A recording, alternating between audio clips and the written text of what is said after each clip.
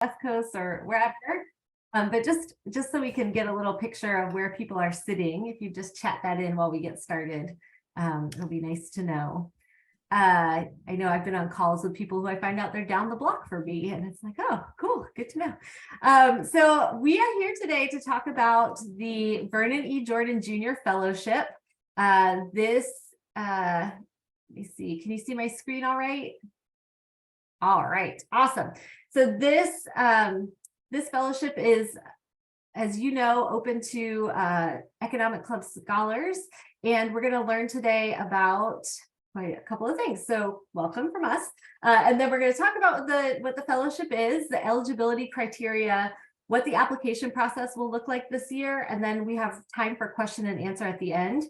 That being said, if you have questions along the way, feel free to put them into the chat. Linda is going to help to manage questions in the chat and read them into the room if we need them read into the room. So feel free, jot down your questions or save them for the end. And hopefully by the end of this session, you'll have enough information. If it is your time to apply, that you'll be able to. And if you're in undergrad right now and waiting, this is just good food for thought as you move through your collegiate experience. So we are going to get going. So the Vernon E. Jordan Jr. Fellowship, as you may know, is a $10,000 one-time fellowship award to fund graduate studies across all academic disciplines. So you'll see it through the eligibility criteria, but the area of study that you've chosen, it does not determine eligibility for this, and it is a $10,000 award. So that is what we're here to talk about. Vernon E. Jordan Jr., if you didn't know, he was a really outstanding civil rights attorney and business executive. He was also the president of the Economic Club for several years. And during that time, he helped the club really grow and develop. And so he had a very big influence on our organization. So this fellowship is named in his honor. And you'll see in the eligibility requirements that we really are focused on leadership and kind of embodying that spirit of who Vernon E. Jordan Jr. was.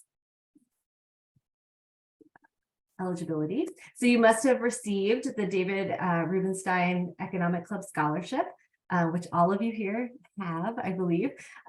You must have demonstrated leadership. So that can be leadership in many forms, right? So there's formal leadership through organizations and such, but we also value the leadership that you may have in your family, the leadership you may have in your community, the leadership that shows up in your workplace. So when we talk about leadership, we're really thinking with an expanded view of what leadership is. We also want to know if you've been engaged in economic club activities. So this could be through internships, through mentorships, or other ways. Maybe you had the Capital Explorer Fund. So just different ways that you've engaged with the club over the years. Another piece of our eligibility is academic merit. So we want to see that that you are going to take this money and make good, and that you've really worked hard and have a strong academic history in your studies. We also are looking for people with a history of community service, so that kind of leadership and involvement in supporting others and being part of the community that you're in. And then the last piece is just the potential for your graduate education to contribute to the community and to the goals of the Scholars to Leaders program. So again, that's how will this graduate study really support you in becoming a leader in the workplace, in your community? And again, that crosses all kinds of fields. But that's part of what we want to hear from you is how does this support you into a even stronger position of leadership in your studies, in your community. That's the eligibility. Any questions there about eligibility? Is there anything in the chat? Let's see. No? Okay, cool. Yeah, we're hoping it's pretty clear, straightforward. But if you have questions, it's all good. These are some previous I have a screen over here, which is why I'm directing my attention here. But these are some of our previous winners, and we wanted to share these students so that you could see, indeed, the fields of study cross are pretty across many different fields. So public health, public policy, PhD candidate in philosophy. But you see here, these are just some of the folks. These are some of the recipients last year. We did have some people who renewed their fellowship, but these are the most recent winners of the fellowship. And perhaps you know some of them. Maybe anybody know anyone here? Yes, I see a hand. Awesome, cool. And you have one question, Vic, about whether or not a student currently in grad school is eligible for the opportunity. Yes. So yes, indeed. So you'll see, and Linda, this is my first year here, so I'm still learning too. So Linda here is here to help me also make sure I'm telling you the right things. But yes, part of what we ask for in your application is if you are already a student, we ask for your current transcript. If you're already a grad school student, we ask for your current transcript. Thank you. All right. So let's talk about the application process. Again, we're hoping it's really straightforward. So the first thing, this is an interesting one, right? So connect with an economic club member prior to May 1st for your recommendation. Part of our application includes a recommendation from a member. We'll go through the list in a minute of all of the things, but we really want you to take a moment and think about any member who you've connected with through the years here at the Economic Club that could provide a letter of recommendation for you. And this could be someone that has been your mentor. We have some students who have worked really closely with members for years. Or it could be someone that you attended a session and they were there and said something that you remember and had an impact on you. But just think about who are the Economic Club members who you've had any touch points with. And part of what you'll do is work with Economic Club staff to reach out to that member for a recommendation. Cool. We'll get in a little more into that in a minute. There are also some application pieces, so essays and videos. There are going to be a couple of short answer questions that we ask you to choose one of them to do in video format so that the review committee can get a feel for who you are and get to know you a little bit. So you'll see there's essay responses and there's one video response. Applications are due on May 31st. So I know this is, we positioned this deadline with the hopes that you'll have heard from your grad school. So for those folks who are going in the fall, that you'll have heard, you'll know what your plan is, and that this will then kind of fit in with that timeline and be as open as possible, because some schools return their acceptances kind of, a little bit later. So this is a May 31st deadline. We then have a set of members from the club. So staff are not the reviewers, members are the reviewers. Members will review eligible applications. So everyone who meets the eligibility requirements will move on to a review committee, and then they will determine who is awarded the fellowship. This year we have 3 fellowships that we will be awarding. And then all applicants will be notified of the decision by June 30th. So you'll see there's about a month delay between the deadline and when we hope to, when we will be telling people. But we just need that time to make sure we give a good review of all of the applications. I will let you know, so we have 3 fellowships. We had 45 people sign up for this session. So we are, and again, it's a mix, but we are anticipating having more applications than in a previous years. So just know that. But we'll let everyone know by June 30th what the decision is. And so just to be really clear, here are all of the materials that have to be moved through that process. So the first is an application. It's an online application and it's currently open. We will share the link with everyone who's on this call, but it's also on our website. If you go to economicclub.org, go to education and then fellowship, you'll find the link to our application right there on the web. The video response, as I said, so the short answer questions, there's one that needs to be responded to via video. You choose the one that you'd like to make the video for, but that needs to be submitted by May 31st. We want to see your resume, so get to polishing and make it shine. So your resume, so that we know what you've been up to and what your experience is. We want to see your undergraduate transcript, your graduate school letter of acceptance, or your transcript. So see, we are open to people who are currently in graduate school. So we just want to see if you are, then how are you doing? We'd like a professional headshot. So as you saw previously, we do share out and celebrate our winners. And so we ask everyone to just share a headshot right from the start. So we have all the materials we need to move forward with celebrating and acknowledging you as fellows if you do win the fellowship. And then these are the two pieces that require somebody else. So what is a personal recommendation? You'll see on the application that we ask you to please indicate someone in your personal sphere who can provide a recommendation for you. So this may be a professor, it could be someone that you work with, it could be any number of people who could share about your leadership, about your involvement in the community, about why you're a strong candidate for this fellowship. And then the other recommendation that we need is an economic club member recommendation. And there we ask you to talk with us if you need support. If you don't need support, you are welcome to go ahead and put the members' information right in the application. But if you'd like support with this member recommendation, we ask that you just reach out to us so we can work with you to determine who would be a good member to be in touch with about the recommendation. Does that make sense? I'm going to get more into it. I have more slides because it's the one that's like a little out of your hands. But any questions, barring the economic club member recommendation, or do you have any questions about any of other aspects of the application?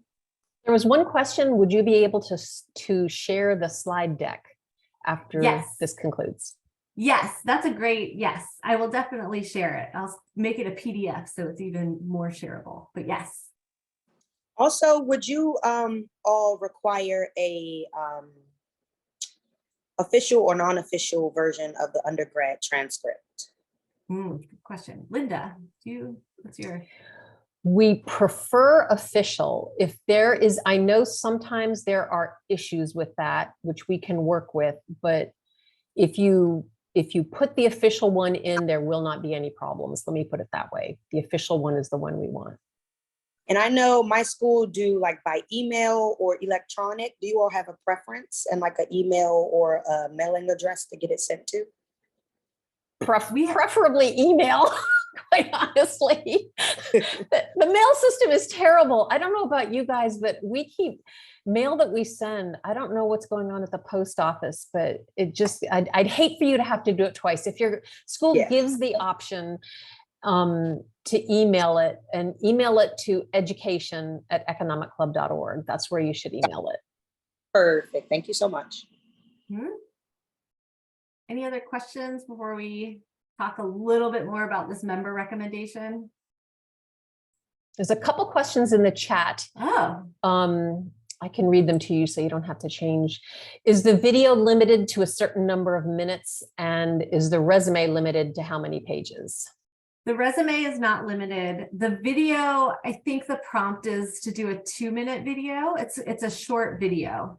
And these are just short answer questions. So for the written responses, there are also limits on the amount of space available to respond. And then there's one more question about the recommendations. Are there certain questions that you want answered for the personal recommendation? I don't know. Linda, what are your thoughts on that? They're actually, when the letter is sent to the personal recommender, it has a few bulleted points. So we can share that so that you'll know how to, when the recommender receives it, they'll know what to ask. But you're right, you should know what is being asked. So we can share that with you, what those bullet points are. I'll add it as a slide so that it'll be in this deck, because that's a great thing for us to keep in mind for next year too, because right, you want to prompt them to be able to say, if they're going to ask you XYZ, say ABC. Okay, is that all of them for now? All the questions? Thank you for helping me not have to bounce back and forth. Great. So the Economic Club member recommendation is important, and it makes our fellowship process unique to the club, because these recommendations help. We are a member-based organization. And so I hope you know that we are a member-based organization. We have over 900 members now that represent senior leadership from industries here across the DMV area. So, and multinational companies, everybody who happens to live in the DMV are members. So our members really value, that opportunity to engage and to get to know you all as scholars, and also to hear from their peers about their experiences with you. So that's part of the reason why we ask for a member recommendation. We also want this to be an opportunity. It's kind of a dual purpose. We know that if you're interested in going to grad school and you're taking the initiative to do that and to apply, we want to give you also another opportunity to connect with a member, because members can really provide career opportunities. They can help, support your professional growth and development. And so this is another way for you to network and connect with somebody with a purpose. So there's a purpose of, this recommendation, but it also is another networking opportunity for you. And then we also just want, as a reminder, to please really do think about, maybe you haven't had that many touch points with members, but even if there's like the seed of a connection that happened, like you did speed networking and you remember Leslie Westeen was really, you made a really good connection with her. Let us know, and we're happy to help facilitate the connection. But even just that little bit gives us an in for making the recommendation request. And let's see. So the request deadline, if you are going to request our support in getting a member to write a letter for you, we need to hear from you by May 1st. So that will give the member about a month to write the letter for you, which we think is appropriate amount of time for these folks to perhaps connect with you via phone call, draft a letter, get it to us, and make sure that there's no hiccups, because you do need a member letter in order for your application to be eligible for review. So May 1st is the deadline. We would love to hear from you by April 15th. If you are considering doing this application, perhaps put as your first thing to do to figure out who your member recommendation is going to be from. That will give us the opportunity to spend quality time figuring out the best connection for you, and give you time to get, if you did want to have a 30-minute talk with this person, it would give you time to do that, again, in an appropriate window of time, given people's busy schedules. So May 1st is the deadline. April 15th would be awesome. You must reach out. Okay, if you're going to do it yourself as well, so you must reach out to the member early to provide them to set up this time to have a connection phone call and to write the recommendation. You may even, this is just good feedback, not only for this application, but for all applications. You might be prepared to write your own recommendation. Has anyone ever written their own recommendation and just like ghost written it? I see Bakari saying yes. You ghost write the recommendation, and then somebody, maybe that's their start of their recommendation for you. But you may need to do that. So just keep that in mind. We will suggest members for you until the 1st of May. And then after that, you need to find a member. So, and again, your application is not eligible without a member recommendation. The member will submit them no later than 5/31. And we will do some reminding and do some of that work on our side once we know who is going to be responsible for writing recommendations. So just know that we will be working on reminders to members. As a reminder, staff are not members. So our members are these business leaders. They're not Linda or me or Jeffrey or Mary even. Mary is the president and CEO. She's not a member. So those folks, you may have had lots of connection and interaction with us, but sadly, we are not the members. And then we have an FAQ document online if you would like a full list of what you need to submit to make the request. And also, if you have questions, things that we've heard through the years from people about the fellowship application process, there's this FAQ document for you to refer to. All right, any questions still remaining about the member recommendation? And so that you know, so in the application, it asks you to give the member recommender name and information, and also the personal recommender name and information. So it's in the application that you'll be doing that after you figure out who. I had a Right. question. Yes. Hi, I'm Mina. Hi. Hi, Miss Linda. Hi, Victoria. Hello. Long time no see, Miss Linda. It's so good to see you. But so my question was, so for the members, I know you probably said this, but like it's on a group, like a website. Is it on the website? Because I know there's like a lot of members. So like I graduated in 2013, so I don't even know if like, I'll remember some of these people. So like, do you have any tips or like anything to give as far as like when reaching out? Because that is like 10 years ago. It's a long time. Yes. And people who were members then might not be members now, right? So Linda, we don't have a list posted anywhere. So our member list is not posted. But Linda, what's your advice here? Yes, actually, your question is a good one. One of the best parts about the Economic Club is when members join, they know they're not going to be pinged by outsiders saying, support me in this, donate to this. We have a very strict confidentiality policy, so you won't see those names on our list. So that's why Victoria and I are here. If you want a recommender, what you send to us is preferably your resume, so we can see what kinds of things you're involved in, what career interests you have, maybe what you've done in the past, what your community involvement is, so that we can match you with the members that we know who also have interests in those fields. If you're pursuing public policy as a master's degree, I don't think we're going to connect you with a doctor or with somebody in the health field. So our goal is to help actually connect you with somebody who maybe you can continue an entire relationship with even after you graduate, and might serve as a mentor moving forward. But it does take effort on our part.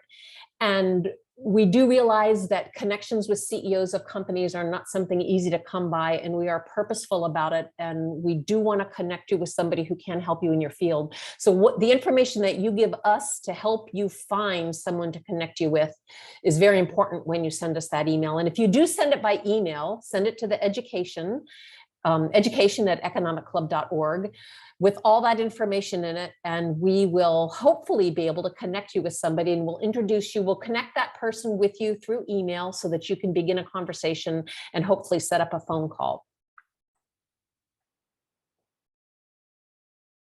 And I've just dropped the link. Thank you, Linda. I've just dropped the link for the FAQ here in the chat. So if you want to refer to that, and I will just tell you, so the email that you may see associated with this fellowship is the fellowship email, fellowship and education. We all read all of them. So they all come to our inboxes. So education or fellowship are interchangeable. If you have an official transcript, you can submit that yourself. Is there like a ranking or a hierarchy or a weight system to the components of the application? Because what if somebody's a horrible public speaker and they bomb their video? Yes. Well, the great thing about the video is you have as many takes as you want. So it's not the kind of system where you get, I don't know if you've done the job interviews where you get 30 seconds to respond and then you're done.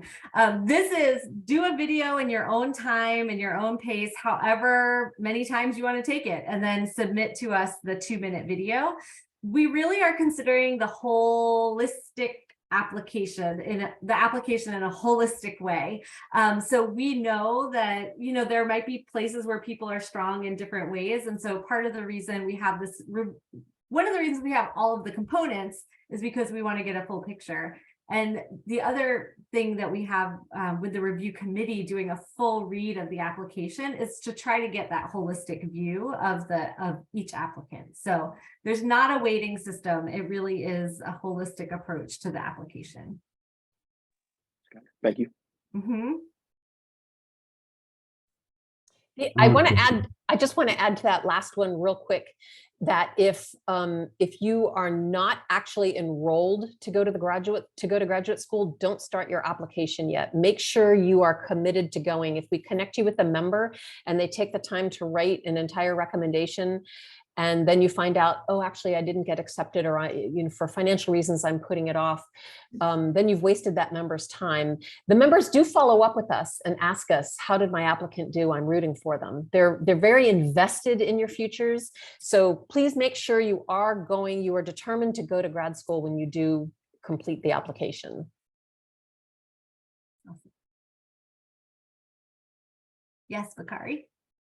That was kind of my question, but I was curious a bit more about, I'm in my particular situation, my application process ends June 1. And so I was wondering, like, would that be a bit too late for the timeline? Is it the acceptance that's coming in on June 1?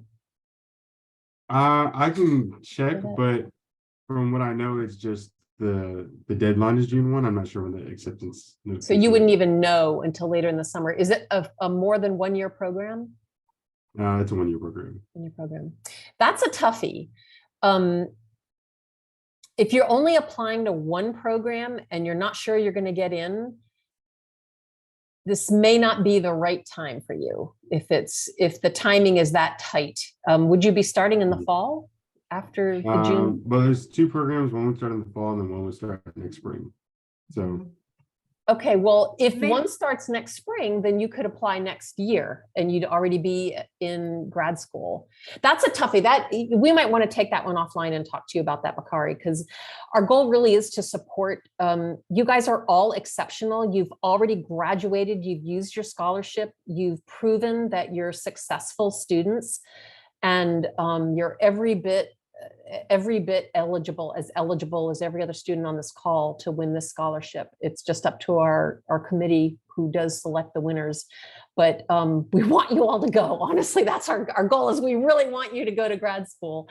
So we can take those questions offline. all right. Thanks.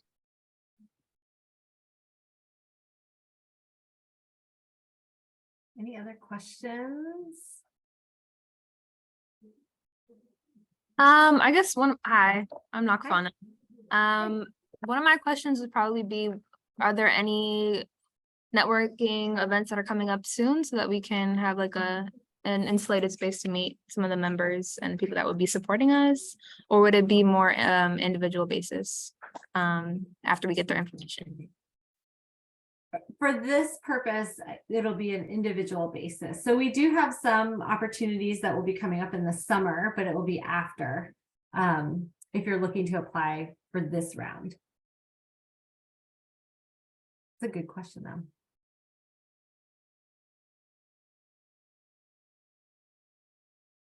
All right. Well, we are going to wish you the best, and you know where to find us. And we look forward to hearing from you.